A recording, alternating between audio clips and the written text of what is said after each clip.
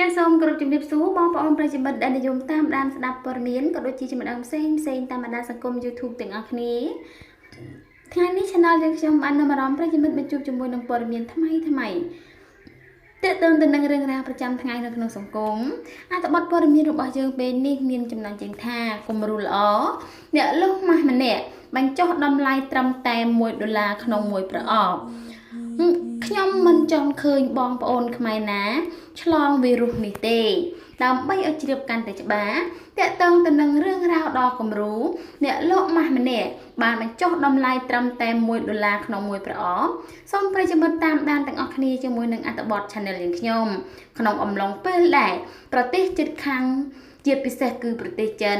កំពុងតែផ្ទុកនឹងរីករាលដាលនៅជំងឺដ៏កាចសាហាវគឺកូវីដ -19 ពេលនេះអ្នកលុះម៉ាស់នៅប្រទេសខ្មែររបស់យើងគាត់បានមានចិត្តល្អបញ្ចុះតម្លៃម៉ាស់មួយប្រអប់តម្លៃត្រឹមតែ$1ប៉ុណ្ណោះដើម្បីឲ្យជ្រាបកាន់តែច្បាស់ពីរឿងរ៉ាវនេះ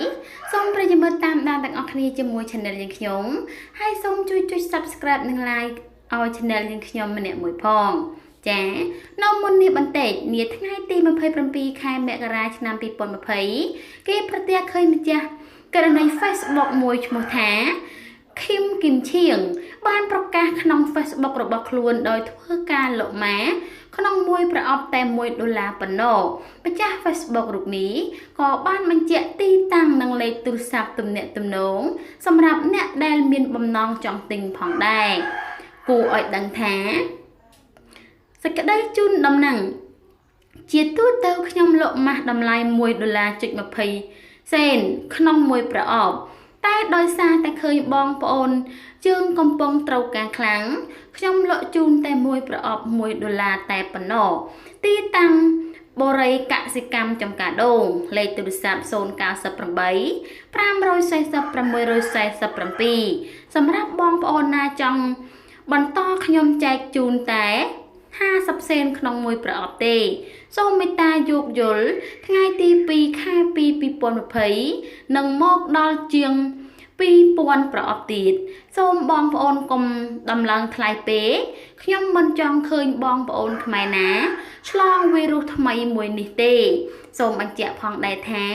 សូមបងប្អូនប្រុងប្រយ័ត្នជានិច្ចទៅណាមកណាសូមពាក់ម៉ាស់និងធ្វើតាមនៅអ្វីដែលក្រសួងបានប្រកាសជាសាធារណៈផងដើម្បីសុខភាពទាំងអស់គ្នាការពារប្រសើរជាងព្យាបាលចាអ្នកលក់ម៉ាស់ម្នាក់នេះគឺពិតជាមានសន្តានចិត្តល្អថែមទាំងស្រឡាញ់សុខភាពខ្មែរយើងទាំងអស់គ្នា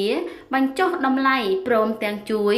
អប់រំក៏ដូចជាការរំលឹកដល់យើងទាំងអស់គ្នាក្នុងការពាក់ម៉ាស់ការពារប្រសើរជាងព្យាបាលណាចាដូច្នេះអត្ថបទព័ត៌មានតាក់ទងទៅនឹងរឿងរ៉ាវនេះគឺមានតែប៉ុណ្ណឹង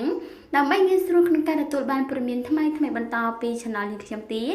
សូមប្រិយមិត្តជួយ Subscribe និង Like សម្រាប់អត្ថបទព័ត៌មានមួយនេះ Channel យើងខ្ញុំសូមអរគុណនិងសូមគោរពលា